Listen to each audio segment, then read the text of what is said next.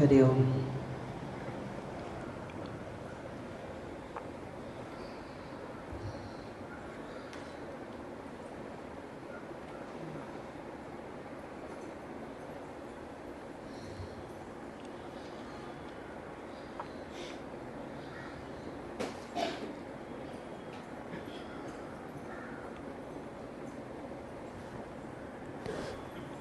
നാരായണദാസിൻ്റെ മീര ഭജൻ്റെ ഒരു എക്സ്പ്ലനേഷൻ കേട്ട് കഴിഞ്ഞിട്ടുണ്ടാവും. ഇപ്പം മന്ത്ലി സത്സംഗത്തിൽ എന്തുകൊണ്ടാണ് ഡിസ്കഷൻ വയ്ക്കുന്നത്, എന്തുകൊണ്ടാണ് എക്സ്പ്ലനേഷൻസ് വയ്ക്കുന്നത്, എന്തുകൊണ്ടാണ് പ്രാക്ടിക്കൽ സെക്ഷൻസ് വയ്ക്കുന്നത്, ഒന്ന് ചിന്തിച്ച് നോക്കാം. നമ്മൾ സ്കൂളിൽ പഠിച്ചിരുന്ന സമയത്ത് ഫിസിക്സും കെമിസ്ട്രിയും ഇതൊക്കെ പഠിച്ചിട്ടുണ്ടാവും. അപ്പോൾ ക്ലാസ്സിൽ നമുക്ക് തിയറിറ്റിക്കലി കുറേ കാര്യങ്ങളൊക്കെ പറഞ്ഞു തരും ടീച്ചർ വന്നിട്ട്. പക്ഷേ അതിന് നമുക്ക് വിഷ്വലൈസിങ് ചെയ്യണമെന്നുണ്ടെങ്കിൽ ആ തിയറി അങ്ങനെ പറഞ്ഞു തന്നാൽ പറ്റിയെന്ന് വരില്ല. അതുകൊണ്ട് എന്ത് പറ്റും, ഈ കുട്ടികളെയും കൂട്ടിക്കൊണ്ടുപോയി ലാബിൽ എന്താണോ അവർ പഠിപ്പിച്ചത്, തിയറിറ്റിക്കലി പഠിപ്പിച്ചത്, അതിനെ ഒന്ന് കാണിച്ചു കൊടുക്കും ലാബിൽ. ഇങ്ങനെയൊക്കെയാണ് ചെയ്യുമ്പോൾ ഇത് സംഭവിക്കുന്നത് കണ്ടോ എന്ന് പറയും. അപ്പോൾ ആ അധ്യാപകനെ കാണിക്കുമ്പോഴെന്ത് പറ്റും,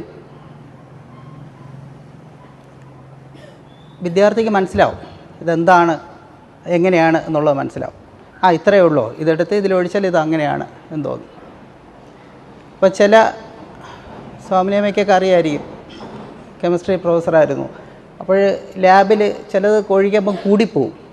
അപ്പോൾ ഈ പൊട്ടിത്തെറിക്കലും പോഹപടലങ്ങളും ഇതെല്ലാം ഉണ്ടാവും. അപ്പോൾ ഈ അധ്യാപകൻ ഒഴിച്ചതുപോലെയാണ് ഞാൻ ഒഴിച്ചത്, പക്ഷേ അളവിൽ വ്യത്യാസം വന്നപ്പോൾ എല്ലാത്തിലും വ്യത്യാസം വന്നു. അപ്പോൾ ഈ കണ്ടു എന്ന് പറഞ്ഞുകൊണ്ട് അത് എളുപ്പമല്ല. അപ്പോൾ വീണ്ടും ആലോചിക്കണം, പ്രാക്ടിക്കലായിട്ടുള്ളതിന് മുമ്പേ നമ്മൾ തിയറി കേട്ടു, അപ്പോൾ നമ്മൾ എന്തൊക്കെയോ കുറച്ച് മനസ്സിലാക്കി. പിന്നെ പ്രാക്ടിക്കൽ കണ്ടു എന്ന് പറഞ്ഞിട്ട് നമ്മളെല്ലാം മനസ്സിലാക്കിയിട്ടില്ല. ചെയ്തു നോക്കുമ്പോഴാണ് ഈ മനസ്സിലാക്കിയതെല്ലാം കറക്റ്റായിട്ടല്ല ഞാൻ മനസ്സിലാക്കിയെന്നുള്ളത്. അതാണ് ഈ ബോധതലങ്ങൾ എന്ന് പറയുന്നത്. ഓരോ ബോധതലങ്ങൾ അങ്ങനെയാണ്. കേട്ടു എന്ന് പറഞ്ഞിട്ട് നമ്മൾ മനസ്സിലാക്കുന്നതല്ല കണ്ടിട്ട് മനസ്സിലാക്കുന്നത്. നമ്മൾ അത് ചെയ്തിട്ട് മനസ്സിലാക്കുന്നത് പോലെയല്ല കേൾക്കുന്നതും കണ്ടിട്ട് മനസ്സിലാക്കുന്നത്. ഇതെല്ലാം ഓരോ ബോധതലങ്ങളാണ്. അപ്പോൾ ഏതും നമ്മൾ പ്രാക്ടീസ് ചെയ്തിട്ടേ കാര്യമുള്ളൂ. പ്രാക്ടീസിൻ്റെ പ്രാധാന്യത്തെ പറ്റിയിട്ടാണ് പറയുന്നത്. ചിലർക്ക് കേട്ടാൽ മതി, ഓക്കെ ഞാൻ എല്ലാം മനസ്സിലാക്കിയിരിക്കുന്നു, ഒന്നും മനസ്സിലാവില്ല. അങ്ങനെയാണെങ്കിൽ മാത്സ് ക്ലാസ്സിൽ നമ്മൾ എന്തെല്ലാം കേട്ടിരിക്കുന്നു, നമ്മൾ വീട്ടിൽ വന്ന് ചെയ്ത് നോക്കുമ്പോഴോ എന്ത് പറ്റി എന്ന് തോന്നും. അപ്പോഴാണ് നമ്മളിങ്ങനെ ചിന്തിക്കുന്നത്, എളുപ്പമുള്ള കണക്കുകളെല്ലാം കണക്ക് സാറ് ചെയ്തിട്ട് ഏറ്റവും പാടുള്ളത് മാത്രം എനിക്ക് തന്നു എന്ന് തോന്നും. പക്ഷെ അതല്ല, നമ്മൾ മനസ്സിലാക്കിയതിൻ്റെ പ്രശ്നമാണത്. കറക്റ്റായിട്ട് മനസ്സിലാക്കിയിരുന്നെങ്കിൽ നമുക്ക് തീർച്ചയായിട്ടും ചെയ്യാൻ പറ്റും. അപ്പോൾ ഇവിടെ മന്ത്ലി ക്യാമ്പിൽ ചർച്ചാ ക്ലാസ്സുകളും എക്സ്പ്ലനേഷൻ ക്ലാസ്സുകളും പ്രാക്ടിക്കൽ ക്ലാസ്സുകൾ വെച്ചേക്കുന്നതിൻ്റെ പ്രത്യേകത ഇത് തന്നെയാണ്. ശങ്കരാചാര്യർ പറഞ്ഞിട്ടില്ലേ, ജഗത് സത്യം ബ്രഹ്മമായ. ആരും തിരുത്തി പറയുന്നില്ല. ജഗത്തുമായ ബ്രഹ്മസത്യം, അങ്ങനെയാണ് അദ്ദേഹം പറഞ്ഞത്. പക്ഷേ ആ ഒരൊറ്റ വാക്ക് എന്തുകൊണ്ട് നമുക്ക് സത്യമായിട്ട് തോന്നുന്നില്ല? അത് അദ്ദേഹം പറഞ്ഞ കള്ളം അല്ലല്ലോ, സത്യം തന്നെയാണല്ലോ പറഞ്ഞത്. ജഗത്തുമായ ബ്രഹ്മം സത്യം എന്ന് പറഞ്ഞു, പക്ഷേ നമുക്കത് സത്യമായിട്ട് തോന്നുന്നില്ല. അതിൻ്റെ ഒറ്റ റീസൺ, നമ്മുടെ ഉള്ളിലിരുന്ന് നമ്മുടെ മനസ്സ് അതിന് എഗ്നിസ്റ്റായിട്ട് ഓരോ കാര്യങ്ങൾ ചെയ്തുകൊണ്ടേയിരിക്കുന്നു എന്നുള്ളതാണ്. അപ്പോൾ ആ റിയാലിറ്റിയെ അക്സെപ്റ്റ് ചെയ്യത്തക്ക വണ്ണമുള്ള ഒരു മൈൻഡ് എൻ്റെ ഉള്ളിലില്ല. എൻ്റെ മൈൻഡ് ഓരോന്ന് ഇൻ്റർപ്രറ്റ് ചെയ്തുകൊണ്ടിരിക്കുന്നു. എൻ്റെ മൈൻഡ് ഓരോന്നും കളർ കൊടുത്തുകൊണ്ടിരിക്കുന്നു. ആചാര്യസ്വാമി പറഞ്ഞ എന്താണ്? ജഗത് മിഥ്യ എന്ന് പറഞ്ഞു, അല്ലെങ്കിൽ മായ എന്ന് പറഞ്ഞു. പക്ഷെ നമുക്ക് ജഗത്ത് വളരെ കളർഫുള്ളായിട്ട് തോന്നുന്നു. ജഗത്ത് വളരെ കളർഫുള്ളായിട്ട് തോന്നുമ്പം എന്ത് പറ്റും? സ്വാഭാവികമായിട്ടും ബ്രഹ്മം മായ പോലെ തന്നെ തോന്നും. അദ്ദേഹത്തിന് മറ്റൊരു ആംഗിളിലാണ് മനസ്സിലാക്കാൻ സാധിച്ചത്. എന്തുകൊണ്ട്? അദ്ദേഹം ആ പ്രാക്ടിക്കാലിറ്റിയിൽ കൂടി പോയത് കൊണ്ട് മാത്രമാണ് അദ്ദേഹത്തിന് ആ റിയാലിറ്റി മനസ്സിലായത്. അതല്ലെങ്കിൽ മനസ്സിലാകത്തില്ല. ഇത് മനസ്സിലാക്കാൻ വേണ്ടി ഒരു കോൺസെപ്റ്റ് പറയാം. ഒരിക്കൽ ഒരു സാധകൻ ഗുരുവിനെ കാണാൻ പോയി. എന്നിട്ടിങ്ങനെ ചോദിക്കുകയാണ്, വെറുതെ ഇരിക്കാൻ പറ്റുന്നില്ല, മനസ്സിനകത്ത് ഇങ്ങനെ ചിന്തകളൊക്കെ ഇങ്ങനെ വന്നുകൊണ്ടേയിരിക്കുകയാണ്. ഈ ചിന്തകൾ കൂടി ഞാൻ അസ്വസ്ഥനാവുന്നുണ്ട്. അപ്പോൾ എന്ത് പറ്റും? ആ ചിന്തകൾ കുറയ്ക്കാൻ വേണ്ടി ഞാൻ വേറെ എവിടെയെങ്കിലും ചെന്നിരിക്കാറുണ്ട്, ആരെങ്കിലും പോയി സംസാരിക്കാറുണ്ട്, സിനിമ കാണാൻ പോകാറുണ്ട്. ഇങ്ങനെ ഓരോരോ കാര്യങ്ങളാണ് ചെയ്തുകൊണ്ടിരിക്കുന്നത്. ഈ ചിന്തയിൽ നിന്ന് എനിക്ക് രക്ഷപ്പെടാൻ പറ്റുന്നില്ല. ഈ ചിന്ത കൂടി വരുന്നത് കാരണം എന്ത് പറ്റി? ഉറങ്ങാനും പറ്റുന്നില്ല. കാര്യം ഇതെന്നെ ഇങ്ങനെ ശല്യപ്പെടുത്തിക്കൊണ്ടിരിക്കുന്നു. ചിന്ത എന്നിൽ തന്നെയാണ് സംഭവിക്കുന്നത്. ചിന്തിക്കേണ്ടെന്ന് ഞാൻ പറഞ്ഞിട്ടും എന്നിലുള്ള ചിന്ത അടങ്ങുന്നില്ല. അപ്പോൾ ഞാൻ എന്ത് ചെയ്യണമെന്ന് അറിഞ്ഞുകൂടാതെ ഇങ്ങനെ ഓടിക്കൊണ്ട് കിടക്കുകയാണ് എന്ന് പറഞ്ഞു. അപ്പോൾ അതിനൊരു സൊല്യൂഷൻ പറഞ്ഞു തരണം. അപ്പോൾ ആ ഗുരു നേരത്തെ പറഞ്ഞതുപോലെ പ്രാക്ടിക്കൽ സെക്ഷൻ ഇവൻ്റെ അടുത്ത് പറഞ്ഞു, നമുക്ക് നടക്കാൻ പോകാമെന്ന് പറഞ്ഞു. അങ്ങനെ ഇവനെയും കൂട്ടിക്കൊണ്ട് ഇങ്ങനെ നടന്നു പോവുകയാണ്. കുറേ നടന്ന് ഒരു വയലിൻ്റെ സൈഡെത്തി. അപ്പോൾ റോഡിൽ നിന്ന് വയലിൻ്റെ അവിടെ എത്തി. അപ്പം വയലിൻ്റെ അവിടെ എന്താണ്? ചെറിയ വരമ്പായിരിക്കും, നടന്നു പോകാൻ നടപ്പാതെ ചെറിയ ഇതേ ഉണ്ടാവുള്ളൂ. അവിടെ കൂടി നടക്കുകയാണ്. നടന്നപ്പോൾ ഈ വയലിൻ്റെ ഒത്ത നടുക്കായിട്ട് ഈ നോക്കൂത്തി വെച്ചിട്ടുണ്ട്. മനുഷ്യരൂപത്തിലുള്ള ഒരു നോക്കൂത്തി വെച്ചിട്ടുണ്ട്. എന്നിട്ട് അയാളോട് ചോദിക്കും, ഇതെന്താണെന്ന് ചോദിക്കും. ഇത് നോക്കൂത്തിയാണ്. ഇപ്പം എന്തിനാണ് ഇവിടെ വെച്ചിരിക്കുന്നത് എന്ന് ചോദിക്കും. അപ്പോൾ പറയുന്നത്, ഈ വിളവ് കഴിക്കാൻ വേണ്ടി പറവകൾ വരും, പ്രാവും മറ്റു കാര്യങ്ങളെല്ലാം വരും. അത് വന്ന് ഇതിനെ കൊത്തി കഴിക്കാതിരിക്കാൻ വേണ്ടിയിട്ടാണ് ഈ നോക്കുത്തി ഇവിടെ വെച്ചിരിക്കുന്നതെന്ന് പറഞ്ഞു. അപ്പോൾ ഈ നോക്കുത്തിയെ കണ്ടാൽ പക്ഷികൾ പേടിക്കും, അങ്ങനെ വിളവ് രക്ഷപ്പെടും. അതിന് വേണ്ടിയിട്ടാണ്. അപ്പോഴങ്ങനെ നിന്നപ്പോൾ ഈ ഗുരു വീണ്ടും ചോദിച്ചു, ഇതിനെ പേടിക്കേണ്ട ആവശ്യമുണ്ടോ എന്ന് ചോദിച്ചു. നോക്കുത്തിയെ പേടിക്കേണ്ട ആവശ്യമുണ്ടോ? അപ്പോൾ ഈ ശിഷ്യൻ പറയും, ഇല്ല, അതിനെ പേടിക്കേണ്ട ഒരു ആവശ്യമില്ല. കാര്യം അതിന് ജീവനേ ഇല്ല. അത് അതിനകത്ത് വൈക്കോലും കമ്പും ചരടും ഇതൊക്കെ കൊണ്ട് മാത്രമാണ് അത് കെട്ടി വെച്ചിരിക്കുന്നത്. അതിന് ജീവനില്ലാത്തത് കൊണ്ട് അതിനെ പേടിക്കേണ്ട ആവശ്യമില്ല. അപ്പോൾ ഗുരു വീണ്ടും ചോദിക്കുകയാണ്, പിന്നെ എന്തുകൊണ്ട് പക്ഷികൾ പേടിക്കുന്നു? അപ്പം പറഞ്ഞു, പക്ഷിക്കറിയില്ല അതിന് ജീവനുണ്ടോ ഇല്ലേ എന്നുള്ള കാര്യം. പക്ഷിക്കറിയില്ല. അതിന് ജീവൻ ഉണ്ടെന്ന് വിചാരിച്ചിട്ട് പേടിക്കുകയാണ്.